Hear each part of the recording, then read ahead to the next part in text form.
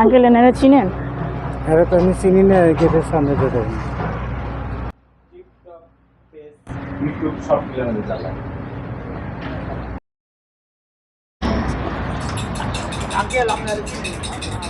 Uncle হ্যাঁ আপনি চিনেন?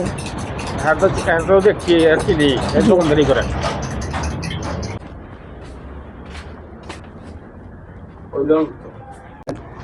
এই তুই এখানে কি করতেছিস? এতদিন ধরে কোনো খোঁজ খবর নাই, আমার বিয়ে করে তুই এখানে কি করতেছিস? আর এই মেয়েকে? এই মেয়েকে মানে আমার আগের বউ। তাহলে আমি কে? তুমি আমার বউ। তাহলে আমার যে এতদিন দেশে রেখে আসিস, কোনো খোঁজ খবর নাই, পোলাপানের কোনো খোঁজ খবর নাই, খোঁজ খবর দাস না কেন? আর খোঁজ খবর নিমো তো। হ্যাঁ কি সমস্যা? তোরে আমি নিয়ে যাবো এখন, তোরে আমি এখন নিয়ে যাবো, চল আমার সাথে। আর 800 বছর ঠান্ডা মাথায় কি বসবো? খোঁজ খবর নিয়ে আস আমার সাথে। খোঁজ খবর নিমো, তুমি বসো। ব্যাপারটা দেখতেছি আমি। কলাটা ছাড়ো।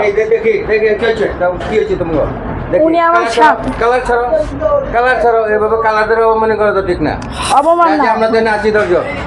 উনি আমার স্বামী, ওনারা আমার বিয়ে করে থুয়ে আসছে গ্রামে, বুঝছেন? আমার কোনো খোঁজ খবর নেয় না, আমাদের বাচ্চাদের কোনো খোঁজ খবর নেয় না, টাকা পয়সা দেয় না। এখন বলতেছে ওনারে উনি বিয়ে করছে। বিয়ে করতে পারে একটা পুরুষ, বিয়ে করতে পারে একটা মেয়েও, বিয়ে বসে এটাও দুনিয়ায় চলে গেছে। কিন্তু কথা হলো এটা তো না, তুমি এই যে দশজনের সামনে যে কালারটা ধরলা, এটা কি তোমার স্বামীর অপমান হইলো না?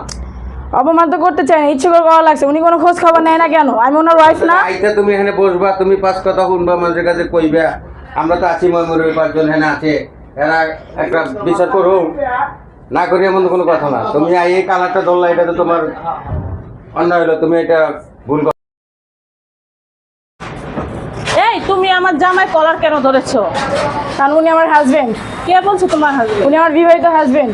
ওরা তো বউ আমি। তাহলে কি উনি আপনাকেও ঠকাইছে, আমারও ঠকাইছে নাকি? কি মনে হয় জানি না আমি। আমি ওনারা জিজ্ঞাসা। এই মেয়েটা কে? কি বলতাছো? শুনতাছো না? তুই ওকে ঠকাইছস, আমাকেও ঠকাইছস? আরে বসো, দেখতাছি কারে ঠকাইছি। দুজনে কি তোর এখন দিমু? এখন ধরে দিমু দুজনে, আমারও ঠকাইছিস, ওরও ঠকাইছিস কেন? ঠকাইছি তোমরা। হ্যাঁ তুই